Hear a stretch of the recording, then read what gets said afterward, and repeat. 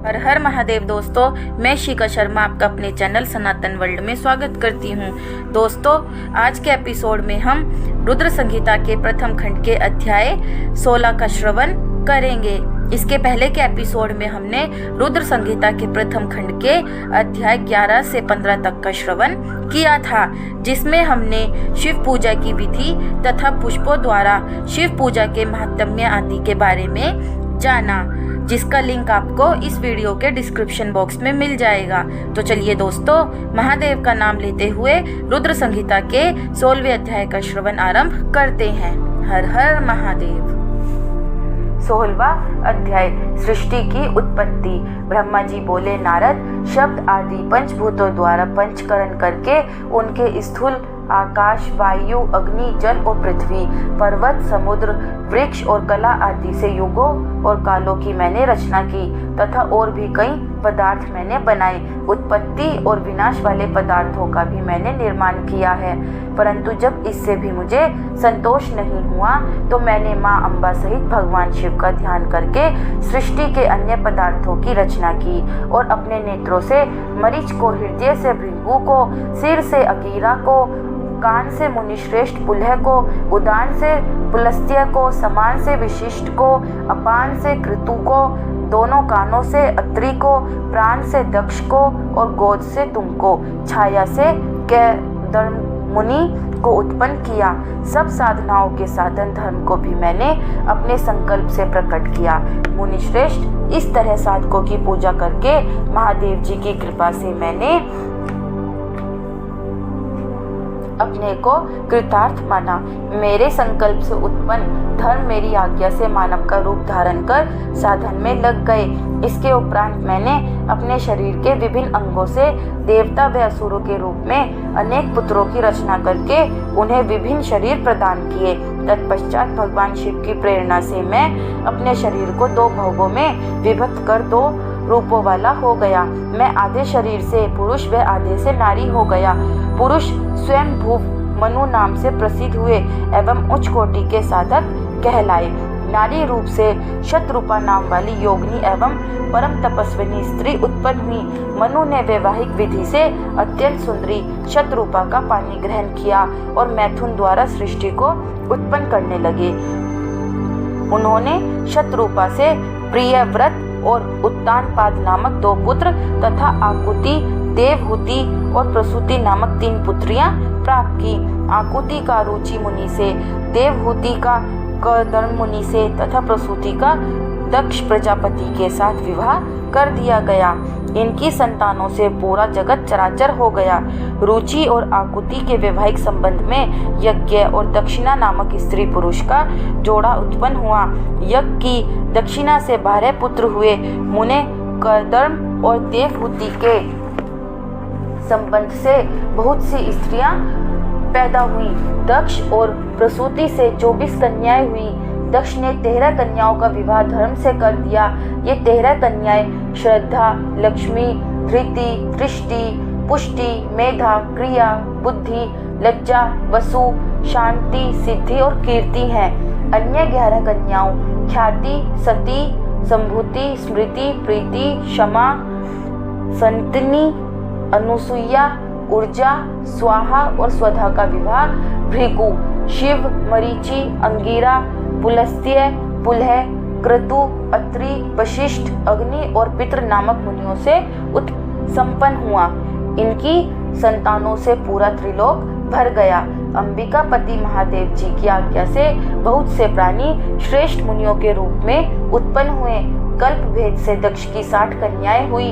उनमें से 10 कन्याओं का विवाह धर्म से, 27 का चंद्रमा से, 13 कन्याओं का विवाह कश्यप ऋषि से संपन्न हुआ। नारद, उन्होंने 4 कन्याएं अरिष्टनेमि को ब्याह दी। भृगु, अंगिरा और कुशाशव से 2-2 कन्याओं का विवाह कर दिया। कश्यप ऋषि की संतानों से संपूर्ण त्रिलोक आलोकित हैं। देवता, ऋषि, दैत्य, वृक्ष, पक्षी, पर्वत तथा लताएं आदि कश्यप पत्नियों से पैदा हुए हैं। इस तरह भगवान शंकर की आज्ञा से ब्रह्मा जी ने पूरी सृष्टि की रचना की। सर्वव्यापी शिव जी द्वारा तपस्या के लिए प्रकट देवी, जिन्हें रुद्रदेव ने त्रिशूल के अग्रभाग पर रखकर उनकी रक्षा की। वे सती देवी ही दक्ष से प्रकट हुई थी। उन्होंने भक्तों का उद्धार करने के लिए अनेक लीलाएं की। इस प्रकार देवी शिवा ही सती के रूप में भगवान शंकर की अर्धांगिनी बनी। परंतु अपने पिता के यज्ञ में अपने पति का अपमान देखकर उन्होंने अपने शरीर को यज्ञ की अग्नि में भस्म कर दिया। देवताओं की प्रार्थना पर ही वे माँ सती पार्वती के रूप में प्रकट हुई और कठिन तपस्या करके उन्होंने पुनः भगवान भोलेनाथ को प्राप्त कर लिया। वे इस संसार में कालिका, चंडिका, भद्रा, चामुंडा, विजया, जया, जयंती, भद्रकाली, दुर्गा, भगवती, कामाख्या, कामदा, अम्बा, मृडानी और सर्वमंगला आदि अनेक नामों से पूजी जाती हैं। देवी के ये नाम भोग और मोक्ष को देने वाले हैं। मुनि नारद, इस प्रकार मैंने तुम्हें सृष्टि की उत्पत्ति की कथा सुनाई है। पूरा ब्रह्मांड भगवान शिव की आज्ञा से मेरे द्वारा रचा गया है। ब्रह्मा, विष्णु और रुद्र आदि तीनों देवता उन्हीं महादेव के अंश हैं। भगवान शिव निर्गुण और सगुण हैं। वे शिवलोक में शिवा के साथ निवास करते हैं। हर हर महादेव। 17वां अध्याय, पापी गुण निधि की कथा। सूत जी कहते हैं, हे ऋषियों, तत्पश्चात नारद जी ने विनय पूर्वक प्रणाम किया और उनसे पूछा, भगवान शंकर कैलाश पर कब गए और महात्मा कुबेर से उनकी मित्रता कहाँ और कैसे हुई? प्रभु शिव जी कैलाश पर क्या करते हैं? कृपया कर मुझे बताइए। इसे सुनने के लिए मैं बहुत उत्सुक हूँ। ब्रह्मा जी बोले, हे नारद, मैं तुम्हें चंद्रमौली भगवान शिव के विषय में बताता हूँ। काम्पिल्य नगर में यज्ञदत्त दीक्षित नामक एक ब्राह्मण रहते थे जो अत्यंत प्रसिद्ध थे। ये यज्ञ विद्या में बड़े पारंगत थे। उनका गुणनिधि नामक एक 8 वर्षीय पुत्र था। उसका यज्ञोपवीत हो चुका था और वह भी बहुत सी विद्याएं जानता था, परंतु वह दुराचारी और जुआरी हो गया। वह हर वक्त खेलता कूदता रहता था तथा गाने बजाने वालों का साथी हो गया था। माता के बहुत कहने पर भी वह पिता के समीप नहीं जाता था और उनकी किसी आज्ञा को नहीं मानता था। उसके पिता घर के कार्यों तथा दीक्षा आदि देने में लगे रहते थे। जब घर पर आकर अपनी पत्नी से गुण निधि के बारे में पूछते तो वह झूठ कह देती कि वह कहीं स्नान करने या देवताओं का पूजन करने गया है। केवल एक ही पुत्र होने के कारण वह अपने पुत्र की कमियों को छुपाती रहती थी। उन्होंने अपने पुत्र का विवाह भी करा दिया। माता नित्य अपने पुत्र को समझाती थी। वह उसे यह भी समझाती थी कि तुम्हारी बुरी आदतों के बारे में तुम्हारे पिता को पता चल गया तो वे क्रोध के आवेश में हम दोनों को मार देंगे। परंतु गुण निधि पर माँ के समझाने का कोई प्रभाव नहीं पड़ता था। एक दिन उसने अपने पिता की अंगूठी चुरा ली और उसे जुए में हार आया। देव योग से उसके पिता को अंगूठी के विषय में पता चल गया। जब उन्होंने अंगूठी जुआरी के हाथ में देखी और उससे पूछा तो जुआरी ने कहा, मैंने कोई चोरी नहीं की है, अंगूठी मुझे तुम्हारे पुत्र ने ही दी है। यही नहीं बल्कि उसने और जुआरियों को भी बहुत सारा धन घर से लाकर दिया है। परंतु आश्चर्य तो यह है कि तुम जैसे पंडित भी अपने पुत्र के लक्षणों को नहीं जान पाए। यह सारी बातें सुनकर पंडित दीक्षित का सिर शर्म से झुक गया। वे सिर झुकाकर और अपना मुंह ढककर अपने घर की ओर चल दिए। घर पहुंचकर गुस्से से उन्होंने अपनी पत्नी को पुकारा। अपनी पत्नी से उन्होंने पूछा, तेरा लाडला पुत्र कहाँ गया है? मेरी अंगूठी जो मैंने सुबह तुम्हें दी थी वह कहाँ है? मुझे जल्दी से दो। पंडित की पत्नी ने फिर झूठ बोल दिया, मुझे स्मरण नहीं है कि वह कहाँ है। अब तो दीक्षित जी को और भी क्रोध आ गया। वे अपनी पत्नी से बोले, तू बड़ी सत्यवादिनी है, इसलिए मैं जब भी गुण निधि के बारे में पूछता हूँ तब मुझे अपनी बातों से बहला देती है। यह कहकर दीक्षित जी घर के अन्य सामानों को ढूंढने लगे, किंतु उन्हें कोई वस्तु ना मिली क्योंकि वे सब वस्तुएं गुण निधि जुए में हार चुका था। क्रोध में आकर पंडित जी ने अपनी पत्नी और पुत्र को घर से निकाल दिया और दूसरा विवाह कर लिया।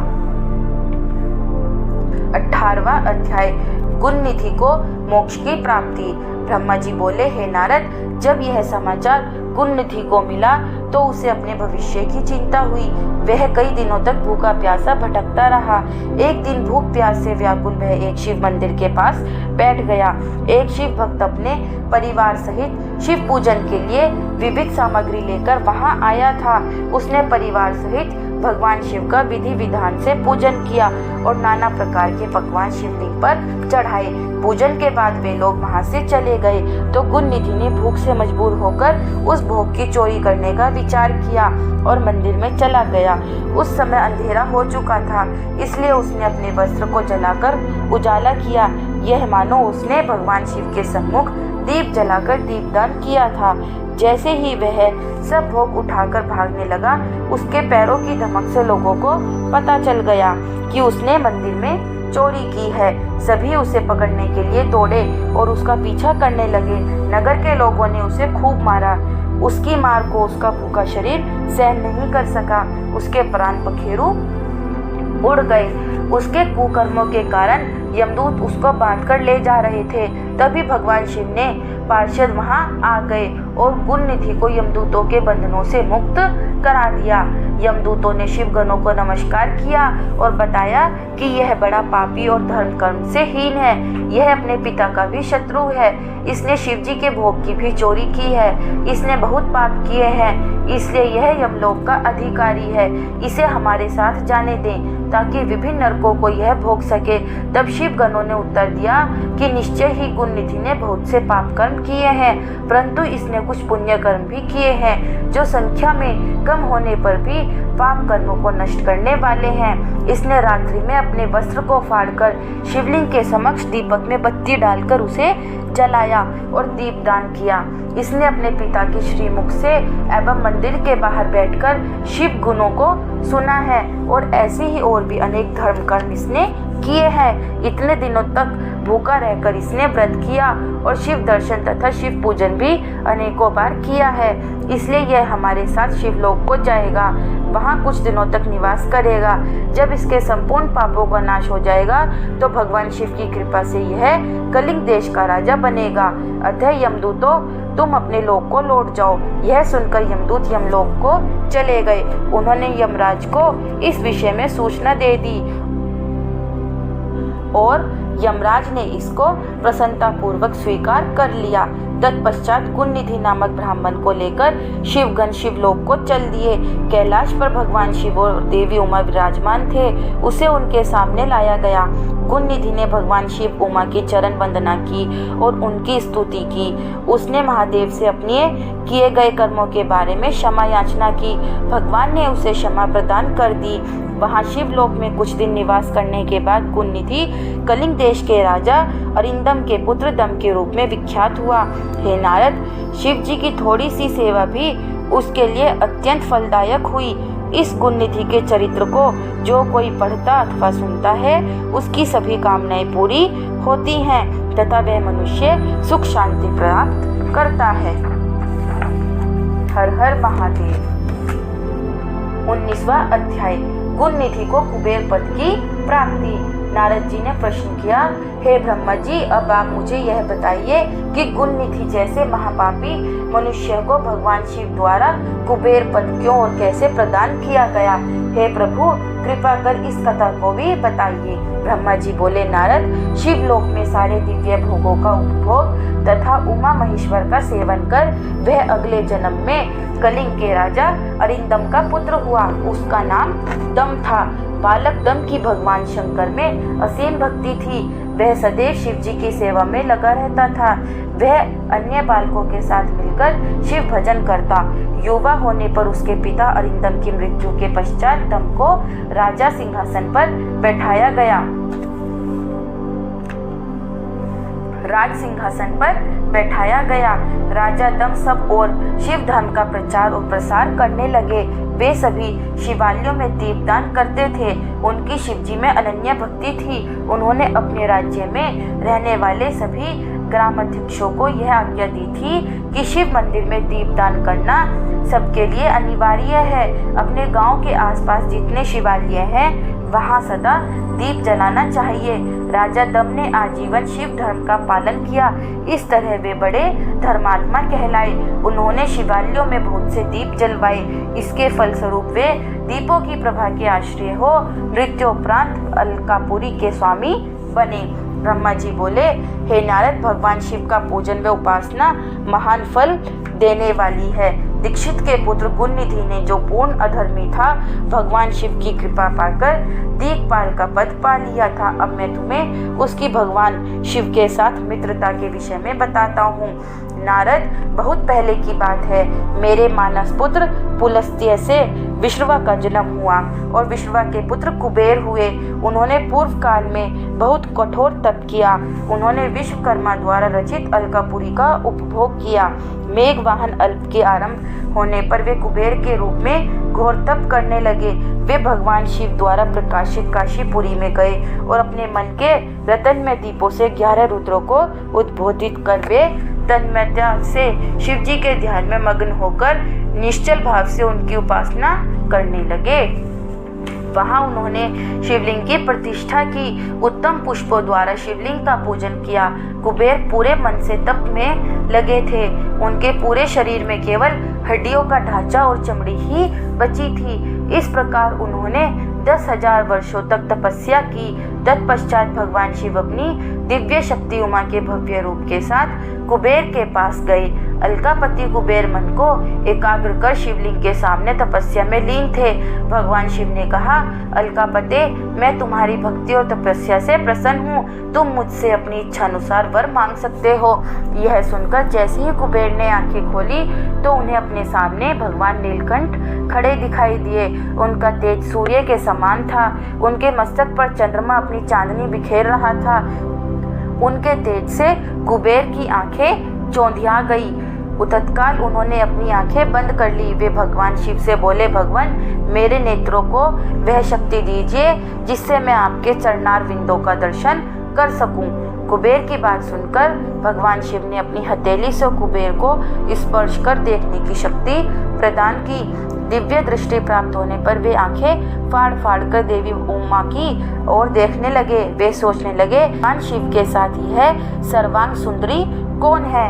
इसने ऐसा कौन सा तप किया है जो इसे भगवान शिव की कृपा से उनका सामीप्य रूप और सौभाग्य प्राप्त हुआ।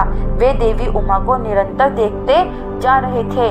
देवी को घूरने के कारण उनकी बाई आंख फूट गई। शिवजी ने उमा से कहा, उमे, यह तुम्हारा पुत्र है।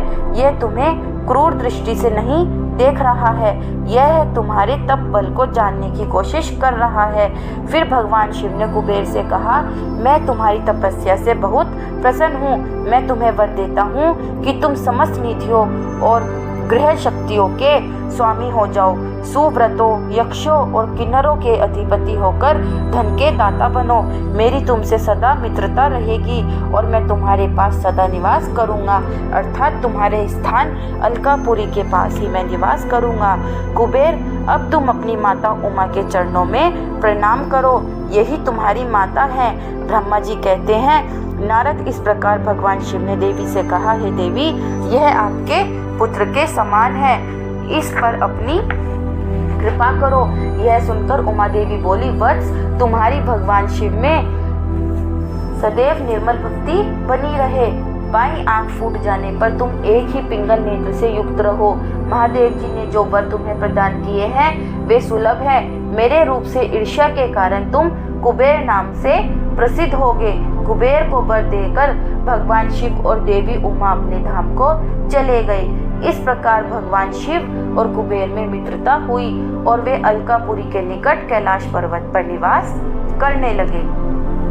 नारद जी ने कहा, ब्रह्मा जी, आप धन्य हैं। आपने मुझ पर कृपा कर मुझे इस अमृत कथा के बारे में बताया है। निश्चय ही शिव भक्ति दुखों को दूर कर समस्त सुख प्रदान करने वाली है। हर हर महादेव। 20वां अध्याय, भगवान शिव का कैलाश पर्वत पर गमन। ब्रह्मा जी बोले, हे नारद मुनि, कुबेर के कैलाश पर्वत पर तप करने से वहां पर भगवान शिव का शुभ आगमन हुआ।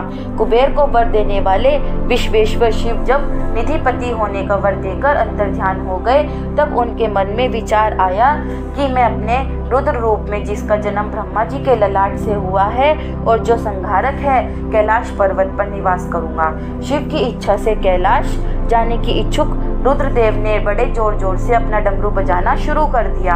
वह ध्वनि उत्साह बढ़ाने वाली थी। डमरू की ध्वनि तीनों लोकों में गूंज रही थी। उस ध्वनि में सुनने वालों को अपने पास आने का आग्रह था। उस डमरू ध्वनि को सुनकर ब्रह्मा, विष्णु आदि सभी देवता, ऋषि मुनि, वेद शास्त्रों को जानने वाले सिद्ध लोग बड़े उत्साहित होकर कैलाश पर्वत पर पहुंचे। भगवान शिव ने सारे पार्षद और गणपाल जहाँ भी थे, वे कैलाश पर्वत पर पहुंचे। साथ ही असंख्य गणों सहित अपनी लाखों करोड़ों भयावनी भूत प्रेतों की सेना के साथ स्वयं शिव जी भी वहां पहुंचे। सभी गणपाल सहस्त्रों भुजाओं से युक्त थे। उनके मस्तक पर जटाएं थी। सभी चंद्रचूड़, नीलकंठ और त्रिलोचन थे। हार, कुंडल, केयूर तथा मुकुट से वे अलंकृत थे। भगवान शिव ने विश्वकर्मा को कैलाश पर्वत पर निवास बनाने की आज्ञा दी। अपने व अपने भक्तों के रहने के लिए योग्य आवास तैयार करने का आदेश दिया। विश्वकर्मा ने आज्ञा पाते ही अनेकों प्रकार के सुंदर निवासी स्थान वहां बना दिए। उत्तम मुहूर्त में उन्होंने वहां प्रवेश किया। इस मधुर बेला पर सभी देवताओं, ऋषि मुनियों और सिद्धों सहित ब्रह्मा और विष्णु जी ने शिव जी व उमा का अभिषेक किया। विभिन्न प्रकार से उनकी पूजा अर्चना और स्तुति की। प्रभु की आरती उतारी। उस समय आकाश में फूलों की वर्षा हुई। इस समय चारों ओर भगवान शिव तथा देवी उमा की जय जयकार हो रही थी। सभी की स्तुति से प्रसन्न होकर भगवान शिव ने उन्हें उनकी इच्छा के अनुसार वरदान दिया तथा उन्हें अभीष्ट और मनोवांछित वस्तुएं भेंट की। तत्पश्चात भगवान शंकर की आज्ञा लेकर सभी देवता अपने अपने निवास को चले गए। कुबेर भी भगवान शिव की आज्ञा पाकर अपने स्थान अलकापुरी को चले गए। तत्पश्चात भगवान शंभु वहां निवास करने लगे। वे योग साधना में लीन होकर ध्यान में मग्न रहते। कुछ समय तक वहां अकेले निवास करने के बाद उन्होंने दक्ष कन्या देवी सती को पत्नी के रूप में प्राप्त कर लिया। देव ऋषि अब रुद्र भगवान देवी सती के साथ वहां सुखपूर्वक विहार करने लगे।